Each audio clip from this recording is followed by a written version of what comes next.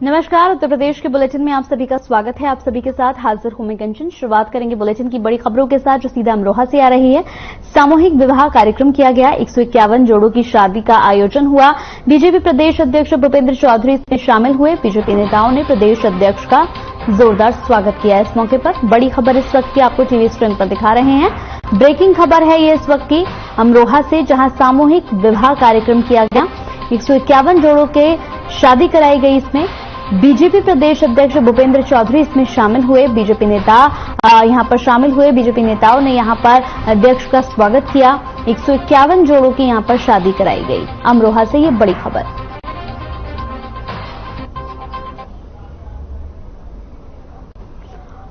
तो ये तस्वीरें हम आपको आयोजन स्थल से दिखा रहे हैं। यहां पर बीजेपी के नेता भी पहुंचे, तमाम लोग यहां पर शामिल हुए। सामूहिक विवाह कार्यक्रम कराया गया, जिसमें 151 जोड़ों की शादी यहां पर कराई गई। अमरोहा से बड़ी खबर तस्वीरों के साथ टीवी स्क्रीन पर।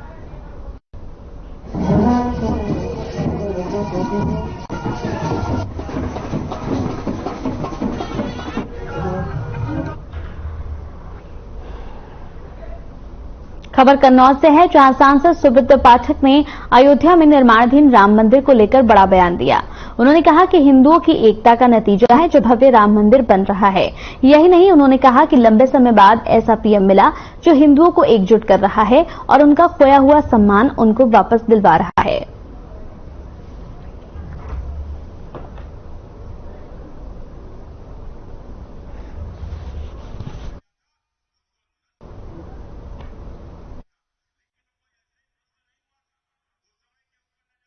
लोगों ने उसको बचाने के लिए संघर्ष किया, उसके लिए अपने। तो इसी बीच बाराबंकी से बड़ी खबर आ रही है। युवती की गला रेतकर हत्या, खेत में खून से लथपथ मिला युवती का शव। मौके से चाकू भी बरामद कर लिया गया है। पहचान छिपाने के लिए ईंट से चेहरा भी कुचल दिया गया। वारदात के बाद क्षेत्र में हड़कंप मचा हुआ है। मौके पर पहुंची पुलिस ने जांच पड़ताल शुरू की। दुष्कर्म के बाद हत्या की आशंका जताई जा रही है। कुर्सी थाना क्षेत्र का पूरा मामला है ये। तो बड़ी खबर इस वक्त की। तो इस वक्त की बड़ी खबर टीवी स्क्रीन पर आपको दिखा रहे हैं। मौके से चाकू भी बरामद किया गया है। पहचान छुपाने के लिए ईंट से चेहरे को कुचल दिया गया। बड़ी खबर, तस्वीरें भी हम आपको दिखा रहे हैं। यहां पर युवती का शव बरामद हुआ। खून से लथपथ युवती का शव यहां से बरामद हुआ। आशंका जताई जा रही है कि दुष्कर्म के बाद हत्या की गई है। हालांकि इस पूरे मामले पर पुलिस प्रशासन की ओर से जांच पड़ताल शुरू हो चुकी है।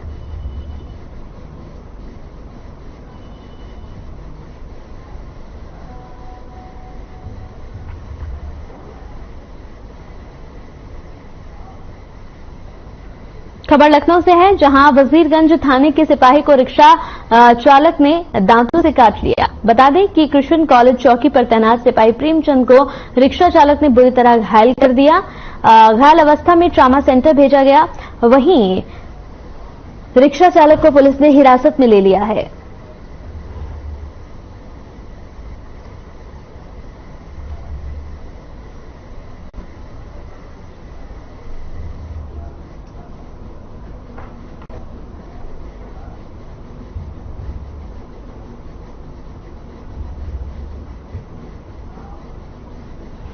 लखनऊ से बड़ी खबर आ रही है। पेड़ पर एक युवक चढ़ गया। सीएम योगी से मिलने की वो लगातार मांग कर रहा था। सीएम योगी से मांगा 10 मिनट का समय। फांसी लगाने की धमकी तक दी इस युवक ने। 2 घंटे के बाद यहां पर बड़ी मुश्किल से समझा बुझाकर युवक को किसी तरह से नीचे उतारा गया। बड़ी खबर इस वक्त की टीवी स्क्रीन पर आपको दिखा रहे हैं। 2 घंटे कड़ी मशक्कत करने के बाद युवक को समझा बुझाकर पुलिस ने नीचे उतारा। लखनऊ से बड़ी खबर, जहां एक युवक पेड़ पर चढ़ गया।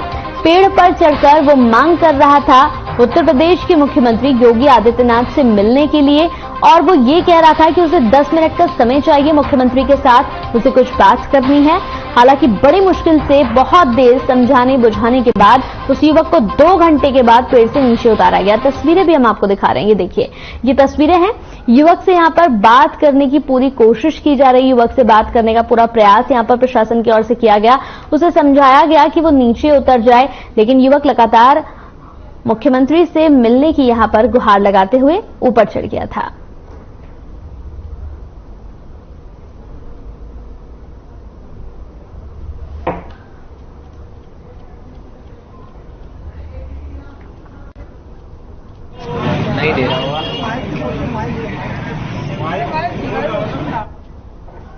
लखनऊ से बड़ी खबर, खेत में मिला युवती का शव के पास से खून से लथपथ चाकू भी मिला, गला रेत कर उतारा मौत के घाट, घर से दूर गांव के खेत में मिला है ये शव। हत्यारे को फांसी की सजा की मांग की जा रही है। मामले की जांच में पुलिस पूरी तरह से जुट चुकी है। बड़ी खबर इस वक्त की टीवी स्क्रीन पर आपको दिखा रहे हैं लखनऊ से। घर से दूर गांव में युवती का शव मिला है और वहां से एक चाकू भी बरामद किया गया है।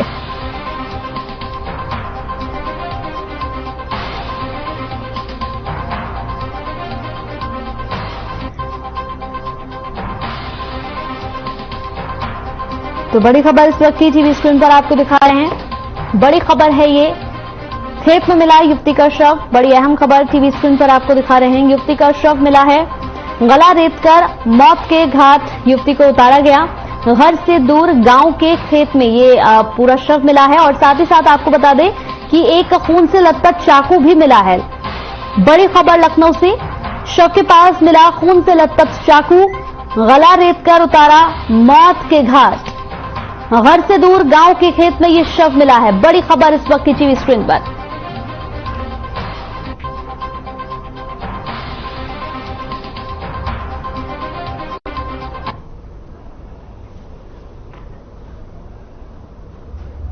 तो बरेली में एकादशी दिन के खाटू श्याम के मंदिर में बड़ी धूमधाम से यहाँ निशान यात्रा निकाली गई और इस दौरान भक्तों में बड़ी यहाँ पर श्रद्धा नजर आई। बताया जा रहा है कि आज के दिन बाबा श्याम का जन्मदिन बड़ी धूमधाम से मनाया गया। बच्चों में, बुजुर्गों में, महिलाओं में बड़ा ही उत्साह देखने को मिला। तस्वीरें भी आप देख रहे हैं। इसके साथ ही सभी लोग झूमते हुए नजर आए। वहीं बाबा के कीर्तन में लोगों ने बाबा श्याम के जयकारे भी लगाए।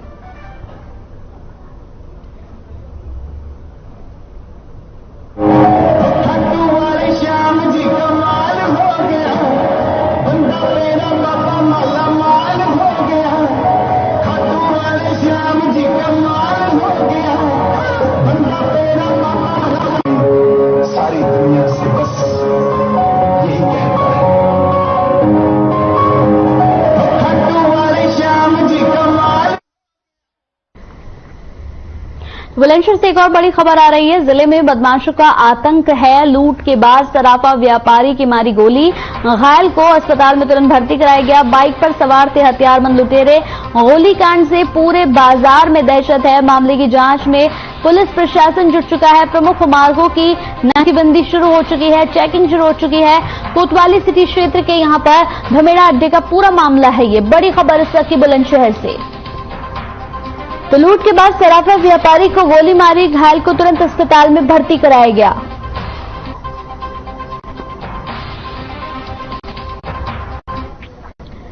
तो ये तस्वीरें भी हम देख रहे हैं। सीसीटीवी के आधार पर यहां पर जांच पड़ताल भी शुरू हो चुकी है। पुलिस प्रशासन पूरा सीसीटीवी भी निकाल रहा है। बड़ी खबर इस वक्त की, लूट के बाद सराफा व्यापारी को गोली मारी, जिसे तुरंत घायल अवस्था में अस्पताल में भर्ती कराया गया।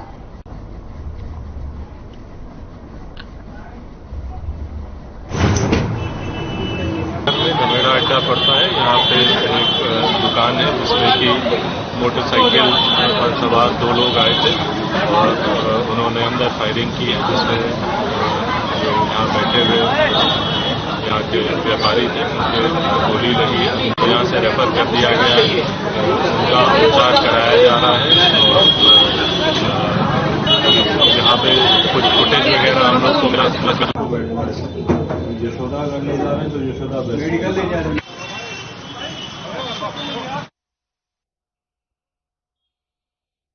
तो बुलंदशहर से एक और बड़ी खबर आपको बता दें कि संदिग्ध हालत में युवक की मौत, पेड़ पर लटका मिला युवक का शव, परिजनों ने हत्या की जताई आशंका। हत्या के मामले की जांच में पुलिस पूरी तरह से जुट चुकी है। थाना खुर्जा देहात के गांव धराव का पूरा मामला है ये। बड़ी खबर इस वक्त की टीवी स्क्रीन पर आपको दिखा रहे हैं। तो बड़ी ब्रेकिंग खबर टीवी स्क्रीन पर आपको दिखा रहे हैं। बुलंदशहर से संदिग्ध हालत में युवक की मौत, पेड़ पर लटका मिला युवक का शव। बड़ी खबर इस वक्त की, परिजनों ने हत्या की आशंका जताई है। इस पूरे मामले पर, हत्या के मामले की जांच पड़ताल में पुलिस प्रशासन पूरी तरह से जुट चुका है। बड़ी खबर।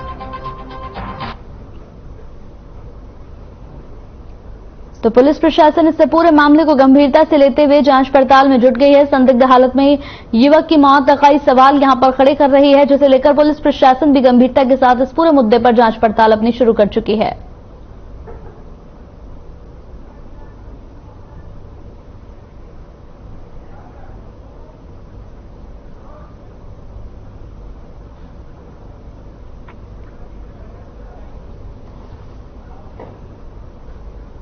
तो अब लेकर चलते हैं आपको कांगड़ा हिमाचल प्रदेश में, जहां पर उत्तर प्रदेश के मुख्यमंत्री योगी आदित्यनाथ हैं। ज्वालामुखी विधानसभा की जनसभा प्रत्याशियों के लिए क्या कुछ उन्होंने चुनाव प्रचार किया, ये देखते हैं। सबका हृदय से अभिनंदन करता हूं। भाइयों बहनों, मैं उत्तर प्रदेश मर्यादा पुरुषोत्तम भगवान श्री राम की पावन भूमि, लीलाधारी भगवान श्री कृष्ण की पावन जन्मभूमि, बाबा विश्वनाथ का धाम, कुंभ की पवित्र नगरी और बाबा गोरखनाथ की पावन धरा से मैं आपके बीच में आप सबका आह्वान करने के लिए और इस धरती को नमन करने के लिए आया हूं। मां ज्वालामुखी का दर्शन करने का सौभाग्य मुझे कई बार मिला है। आप सब जानते हैं कि बाबा गोरक्षनाथ जी ने अपनी साधना के क्रम में इस धरती को भी अपनी साधना स्थली बनाया था और ये मान्यता है कि यहीं से बाबा गोरखनाथ जी गोरखपुर गए थे।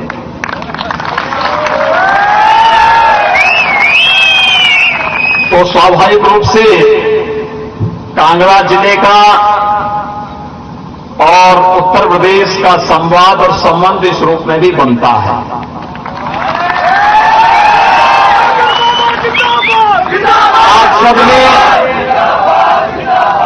आप सबने नए भारत की तस्वीर देखी है। नया भारत देश के यशस्वी प्रधानमंत्री श्री नरेंद्र मोदी जी के नेतृत्व में विकास और समृद्धि की जिन नई ऊंचाइयों को छू रहा है, आप सबके सामने है। वैश्विक मंच पर भारत की प्रतिष्ठा बढ़ी है। वर्तमान में जब हमारा देश अपनी आजादी के अमृत महोत्सव के कार्यक्रम को मना रहा है, तो इससे बड़ा सौभाग्य हमारा क्या हो सकता है कि जिस ब्रिटेन ने भारत पर 200 वर्षों तक शासन किया था, प्रधानमंत्री मोदी जी के नेतृत्व में आजादी के अमृत महोत्सव वर्ष में उस ब्रिटेन को आर्थिक मोर्चे पर पछाड़ करके भारत दुनिया की 5वीं अर्थव्यवस्था बना है।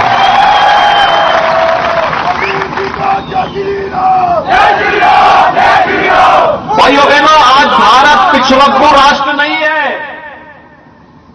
आज तो भारत दुनिया का नेतृत्व करने वाला भारत है। प्रधानमंत्री मोदी जी दुनिया का नेतृत्व करने वाले हैं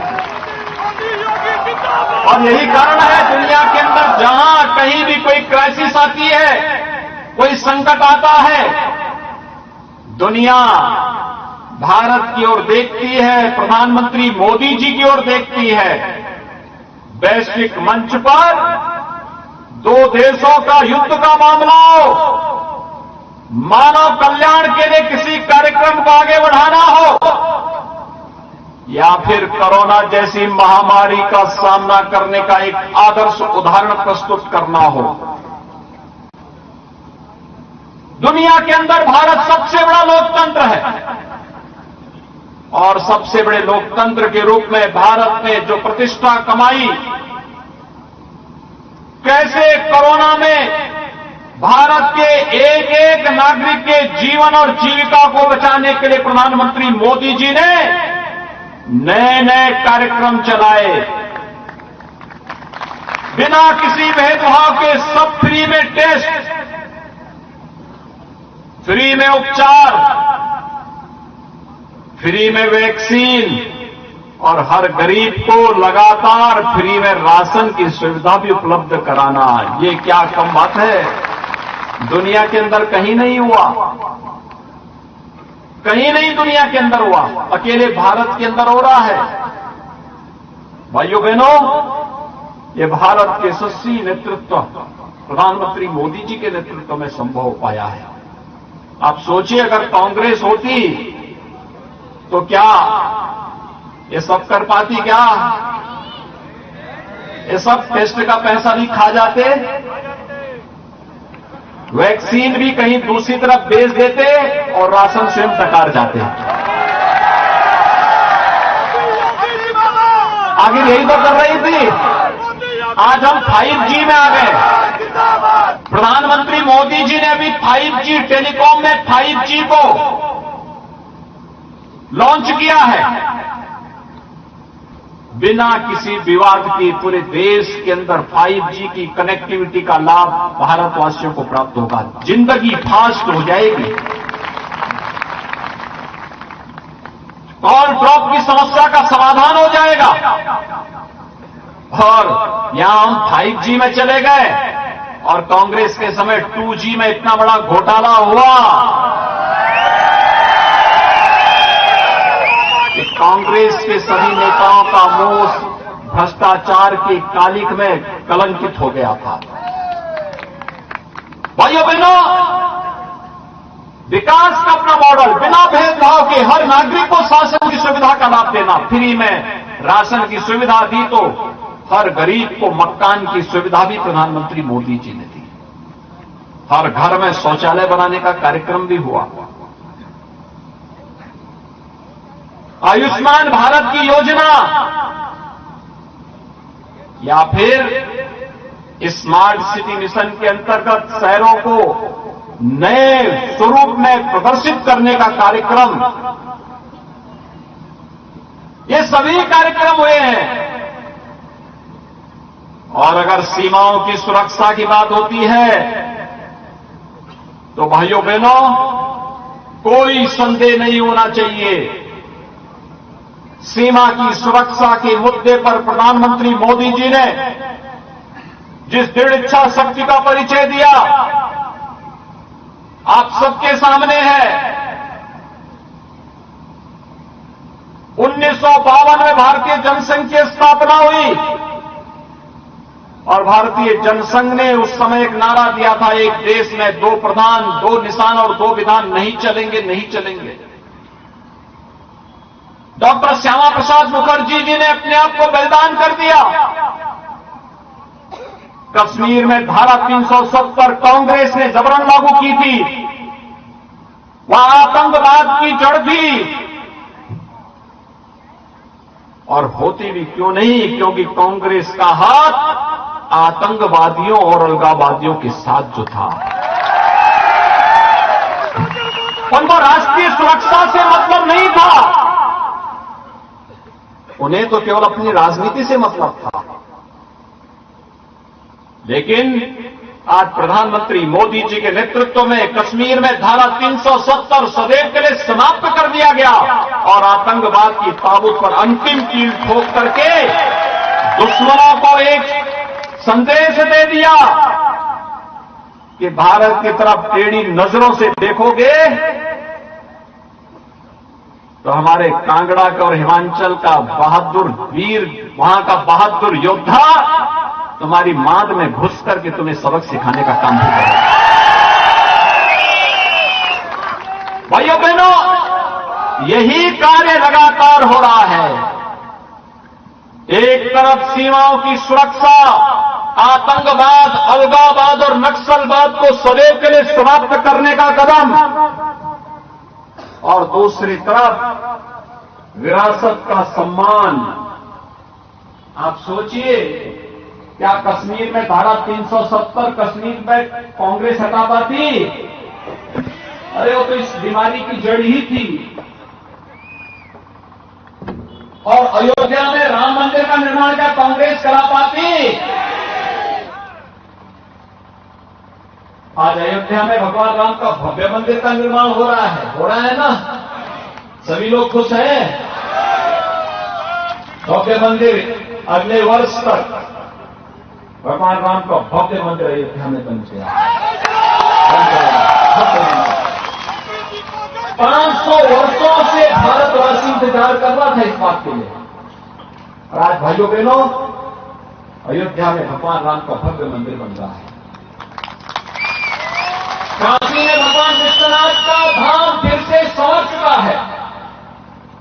पहले काशी विश्वनाथ मंदिर में जाने के लिए 5 फीट का रास्ता था, संकरा सा रास्ता, और आज 100 मीटर का रास्ता है, 100 मीटर का हरियाणा है। पहले 10 श्रद्धालु एक साथ इकट्ठे नहीं हो सकते थे, आज 1 लाख श्रद्धालु एक साथ वहां इकट्ठे होकर के दर्शन कर सकते हैं। मथुरा वृंदावन संवर रहा है। अयोध्या की दीपावली तो देखी होगी ना अभी, कैसी लगी वहां की दीपावली? ऐसे ही दीपावली पूरे देश के अंदर होनी चाहिए। ये नया भारत है, एक तरफ अपनी आस्था का सम्मान करता है, दूसरे तरफ राष्ट्र नायकों को भी स्मरण करके हुए उनको नमन करता है।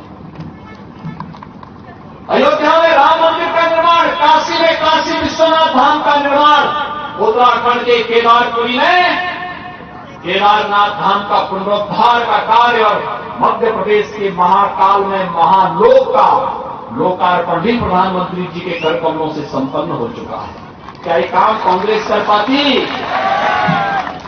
तो भाइयों बहनों, एक और भारत की आस्था को सम्मान देने का कार्य भारतीय जनता पार्टी नेतृत्व की सरकारें कर रही हैं, और दूसरी ओर हिमाचल प्रदेश में प्रधानमंत्री मोदी जी के विजन को डबल इंजन के रूप में आगे बढ़ाने का काम ठाकुर जयराम सिंह जी के नेतृत्व में यहां पर हो रहा है। लगातार सरकार कार्य कर रही है, बिना भेदभाव के कार्य कर रही है, एक एक कार्यक्रम को लागू कर रही है। आज यहां एम्स बन रहा है, हिमाचल प्रदेश में एम्स, IIT, हर जिले में एक मेडिकल कॉलेज बनाने की ओर अग्रसर हिमाचल प्रदेश बना है। क्या ये कांग्रेस कर पाती? जब 55 वर्षों तक नहीं कर पाए हैं तो आप कोई उम्मीद मत करिए उन लोगों से, कोई उम्मीद मत करिए। और मैं तो आपसे एक बात बताने के लिए आया हूं। उत्तर प्रदेश की आबादी है 25 करोड़, और भाइयों बहनों 25 करोड़ की आबादी में 403 विधानसभा है हमारे पास। कांग्रेस कितनी सीट जीती मालूम आपको?